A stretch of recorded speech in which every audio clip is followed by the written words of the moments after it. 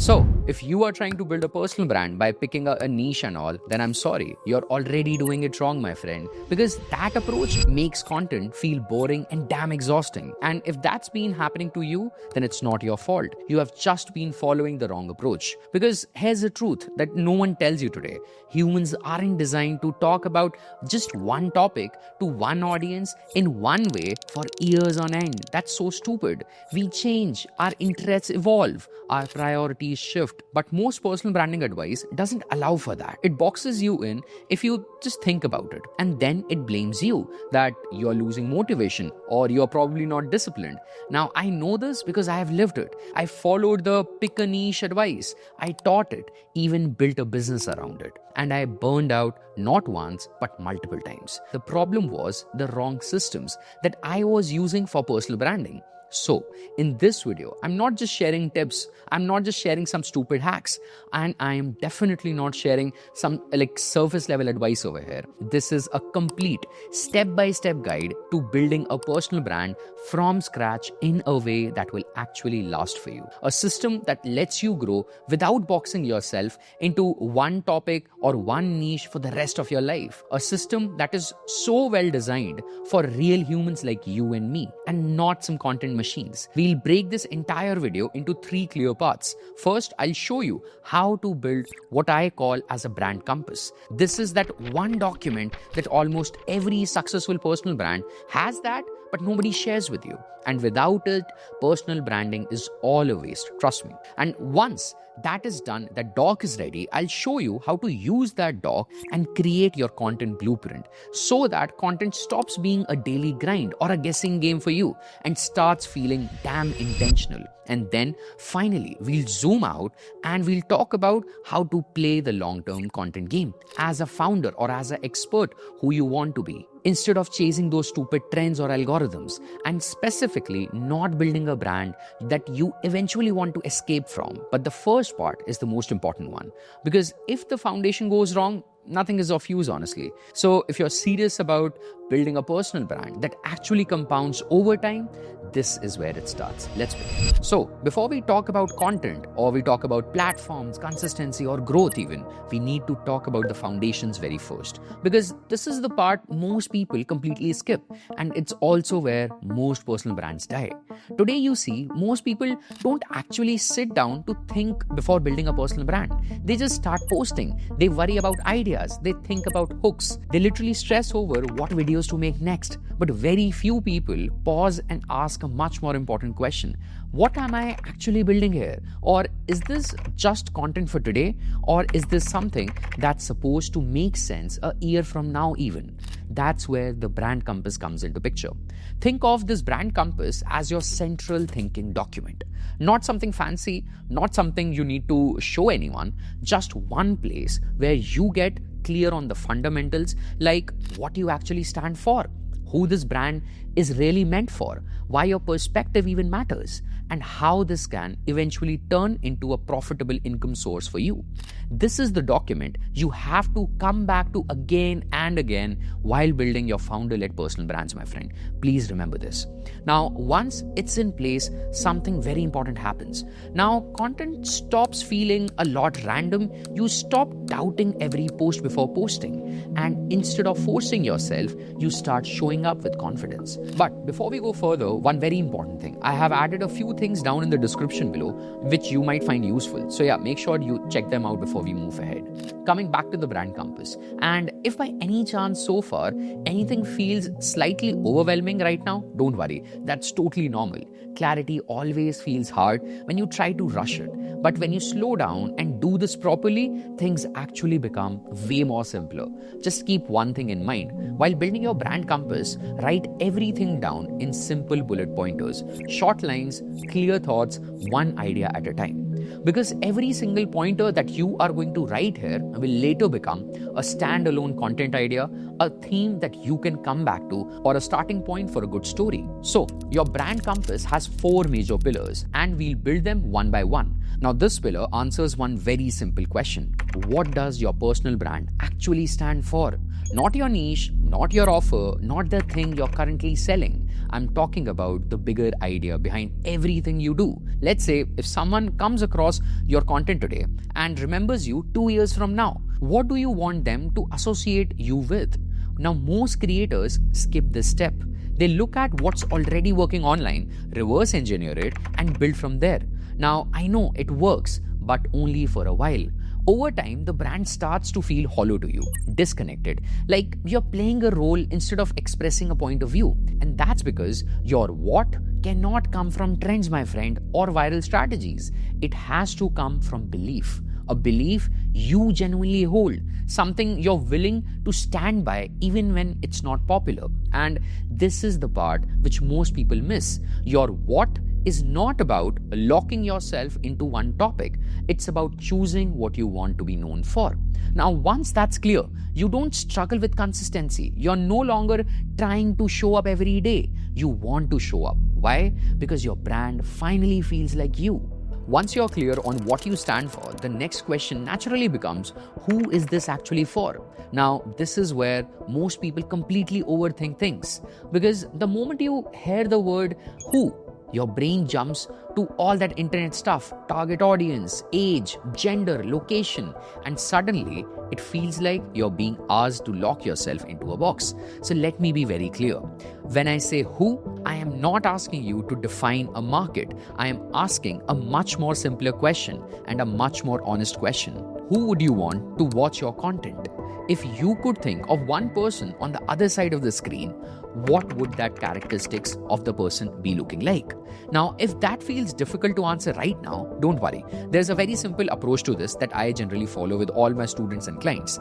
Now, we are going to create 2 personas just for your clarity. This first persona is going to be like a younger version to you, someone who is 2 or 3 years probably younger to you, and he's behind where you are right now. Now, they are dealing with problems that you have already faced. They are confused about things that you have already figured out. They are asking the same questions that you already know the answers to. This is one of the most powerful personas that you can ever create. You know why? Because you don't need to guess what they need. You have literally lived that phase. And the second persona is your future version. The kind of founder or a creator that you probably respect. The kind of person that you would love to collaborate with someday. The kind of conversations you would want to be a part of. Think of from that angle. Now, if this feels unclear, do this. Imagine yourself 3 years from now with more clarity, with more confidence, more leverage. That version of you becomes your second persona. But here's a very important part. For both personas, we are not stopping at just basic details, age, job title, location. Now, those are all surface level details and mostly useless for any content. What we actually care about are psychographics. Now, psychographics are how someone thinks and behaves. So for each persona, I want you to answer these exact questions. Number 1, what do they genuinely care about right now? What frustrates them on a day-to-day basis? Number 3, what are they trying to escape from? And number 4, what kind of life or business they are trying to build? And lastly, what do they secretly wish they were more confident about? This is where the depth comes from. And the biggest benefit of doing this exercise properly is that you would no longer be talking just to an audience. You are not shouting on the internet. You are having a conversation with people you genuinely relate to. And that's why content starts feeling more natural. That's why ideas stop feeling forced. And that's why resonance goes way up. Now, if you want to actually write this pillar properly down, take your time with it. Don't rush it. Don't try to be clever. Just be honest. Probably open up GPT, ask more questions and all. And if you need any extra help, feel free to check the description below. I have added a few more things that might help you go through the process more smoothly. Now, once you know who you are actually talking to, the next question becomes even more interesting. Why you, my friend? And that's where the next pillar comes in, which is uniqueness. Now, this pillar of uniqueness exists for just one simple reason. Most people think they don't have anything to talk about. They think that they're not interesting enough or the best one. They think content only comes from expertise or big achievements. But don't worry, this pillar fixes that once and for all. Uniqueness is what brings your personality into your personal brand, your way of thinking, your stories, your experiences. This is the pillar that adds personality and life to your brand. Now, when people hear uniqueness, they often assume it means finding something special in you. That's the wrong way to think about it. Your uniqueness don't come from inventing anything new, my friend. It comes from connecting the dots of your own very life. And to make this simple, we break uniqueness into 4 sub-pillars just to help you see so much that you already have.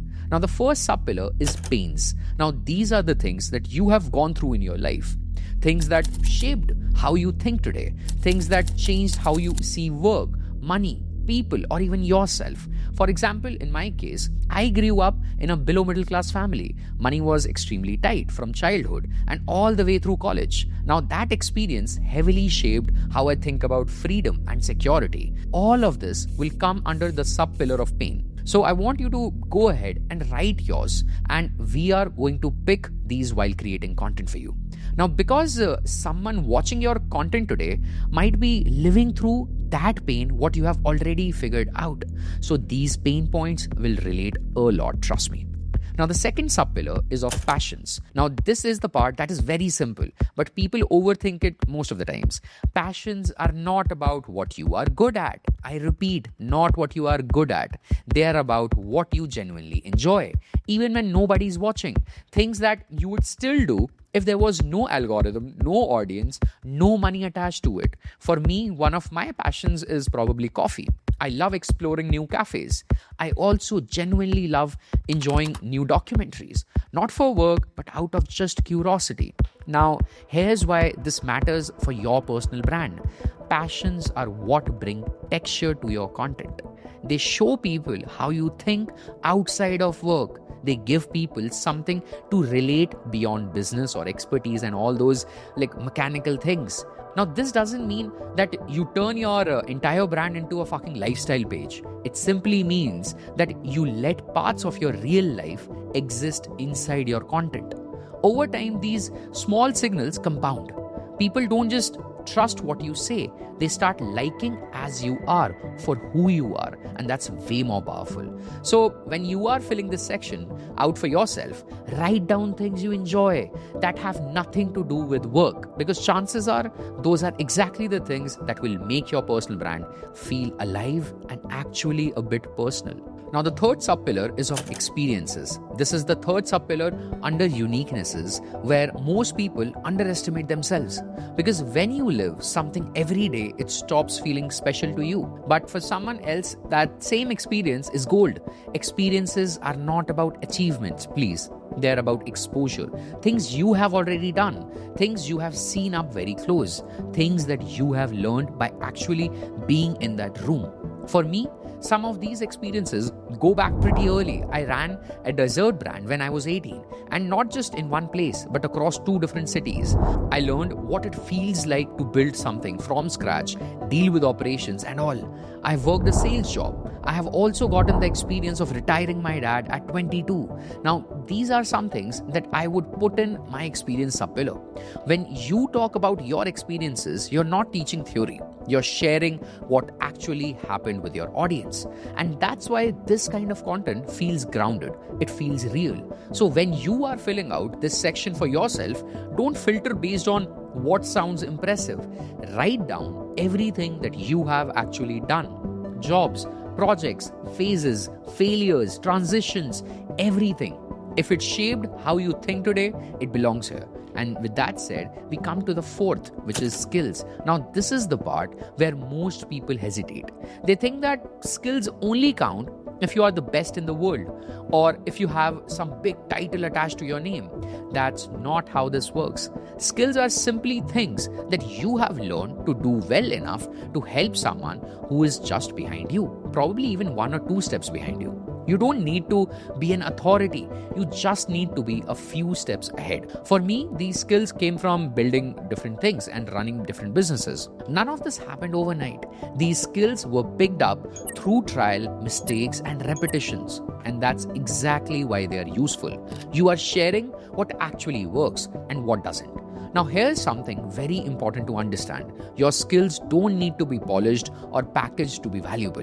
They just need to be clear to you. Once you write them down, content becomes easier. You can explain probably how you think about a problem. You can share how you approach a decision. You can talk about your mistakes you have made and what you would do differently.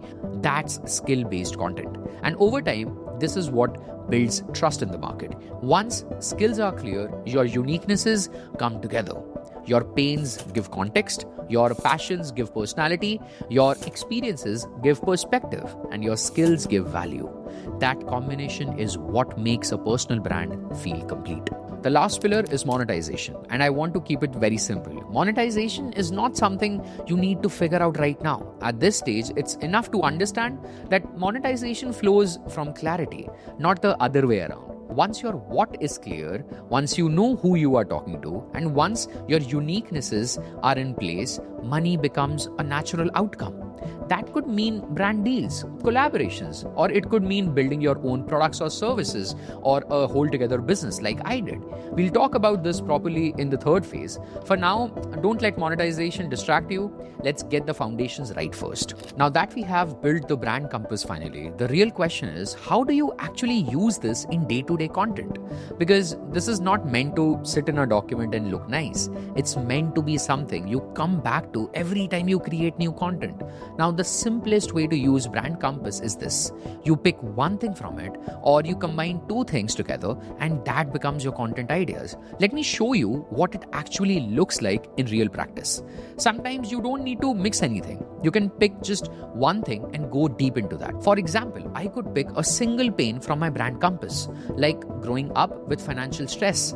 That alone can become a piece of content for me. Something like growing up with money stress completely changed how I think about freedom and business. Can't you make content on this? Exactly, you can. No frameworks, no tactics, just perspective. Or I could pick a single experience pointer of mine, like running a dessert brand at 18. And that turns into a topic probably like what running a dessert brand at 18 taught me about building a real business. Now, if you see, that's just one pointer and it became one new idea in itself. Again, no trend chasing, no overthinking, just pulling from your compass. And you know what? You can do another great thing. You create a new topic from your brand compass, probably combine it with a viral trend going style or a theme, and now you have a viral content piece. But above all, do you know why this works? Because every idea comes from you, your thinking, your life, your context.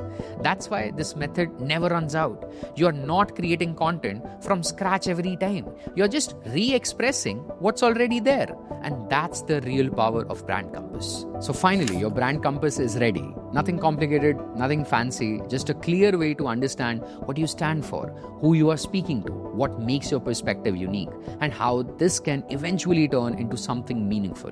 Remember, now you're not trying to perfect this out. You're just writing clear pointers, simple lines, honest thoughts, things that feel true to you. That's enough. Because this document is not meant to be finished all in once and then forgotten.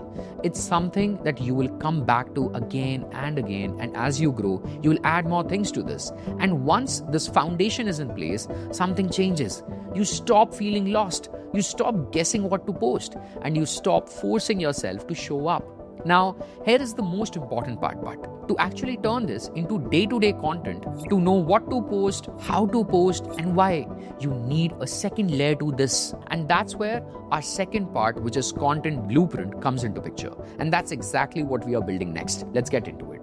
So content blueprint is simply your execution layer. It tells you what to post, how often to post, where to post, and how to think about content without getting stuck. And before we go any further, I want to make one thing very clear. There is no single right way to do this. You can start with probably long form, you can start with short form, or you can do probably both in parallel. Pick what fits your current capacity. Now, this blueprint works in all three cases. That's the good news. But before we talk about platforms, we need to talk about who you are right now. Broadly speaking, there are two categories of personal brands that exist in the market. The number one is the expert personal brand. This is someone who already has a skill, already knows what they are good at, already has clarity on what they can help people with. Now, if you have been in this space, you have done the work, you are confident in your knowledge, then you are the first category of personal brand.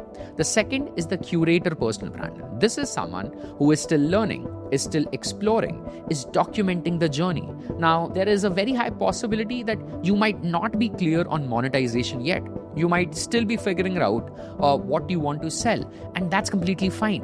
Both of these work. Both exist and both can build massive brands. But just don't make the mistake of pretending to be an expert when you are still a curator. This blueprint that I'm sharing with you works for both, just slightly different for each. Let me explain you better. Let's start with long form. When I say long form, I'm mainly talking about YouTube. If you want to build a serious long-term personal brand on YouTube, here is the baseline. Minimum 4 videos per month, 1 video per week. Now, anything above that is great, but this is the bare minimum if you want momentum on the platform. Now, those 4 videos should not all be the same. And here is the structure that you can exactly follow today. Now, if you are an expert personal brand, out of the 4 videos, have 1 evergreen video. Something which is timeless, a topic which people will search for even a year from now.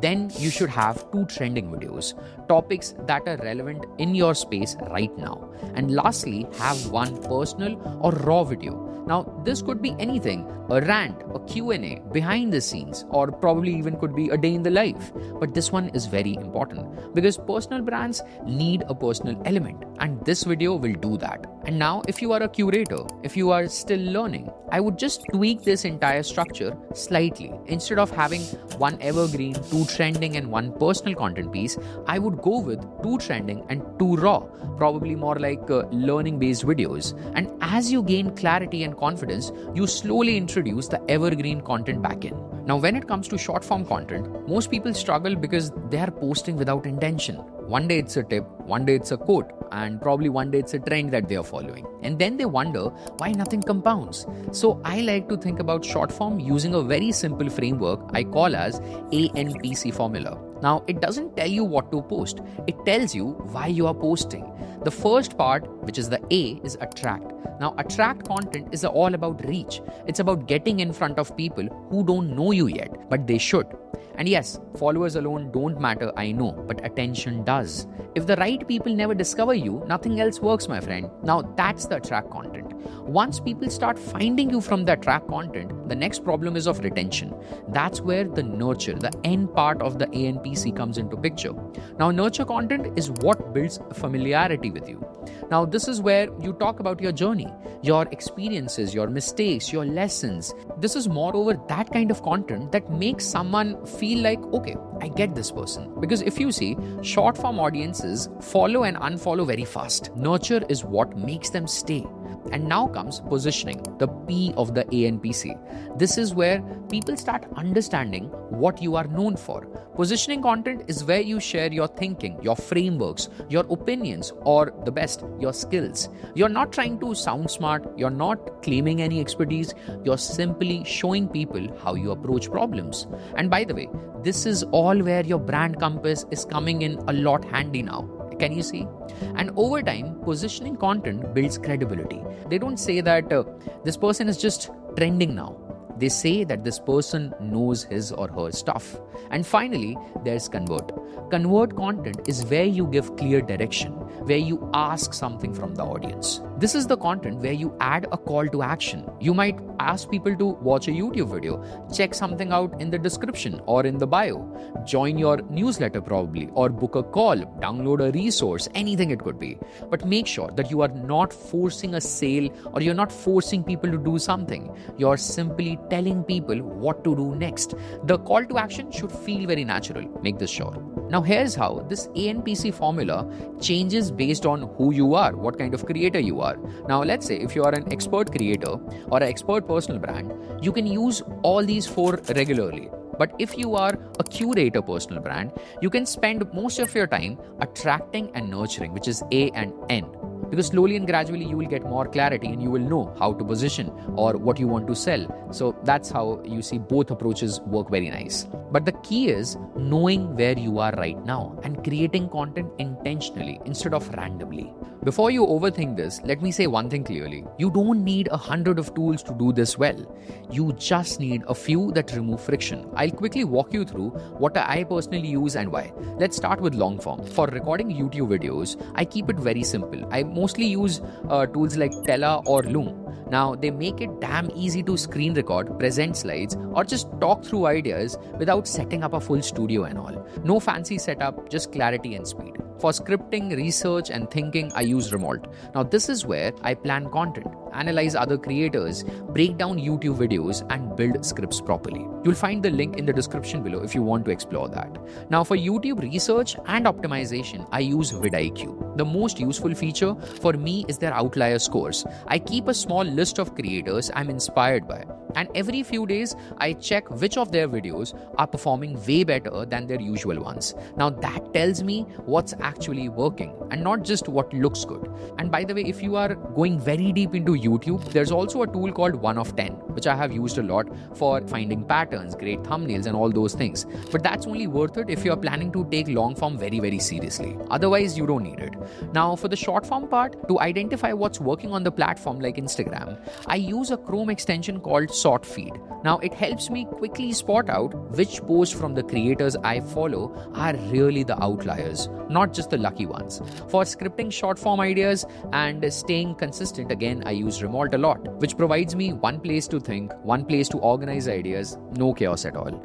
For editing short form videos, Edits is more than enough. Clean, fast, and designed for vertical content especially.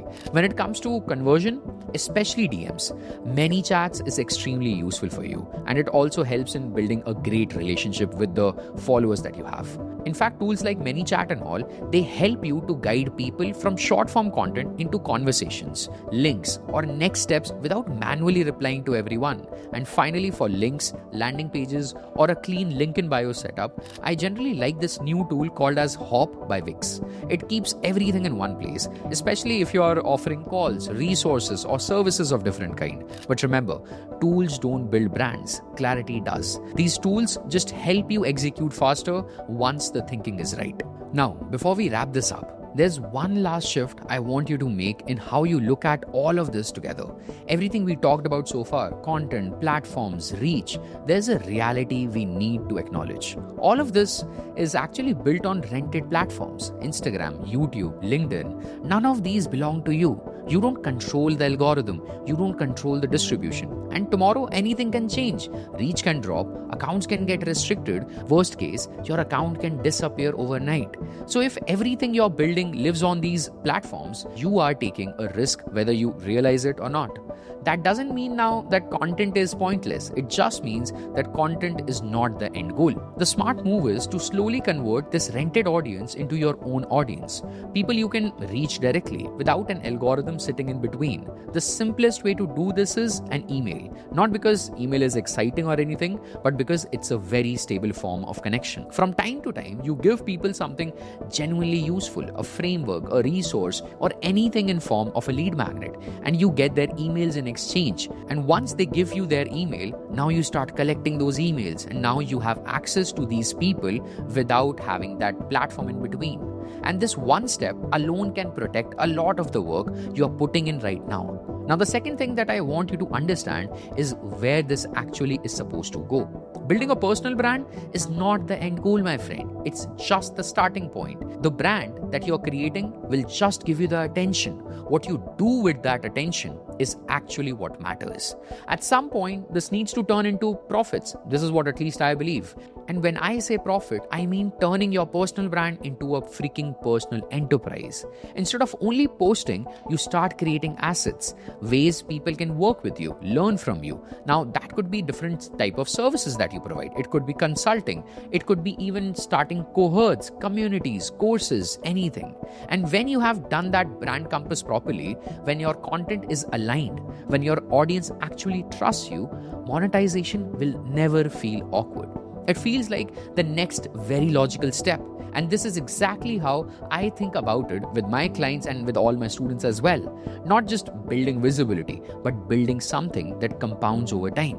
And this is exactly how I think about it with all my fellow founders and experts who I work with. And it's not just building visibility, but building something that compounds over time. Now, if you want to explore this more deeply, I have linked a few things in the description below that might help you better. And if this video helped you rethink how you are building your personal brand, make sure to subscribe to the channel, and I'll see you in the next one. Cheers.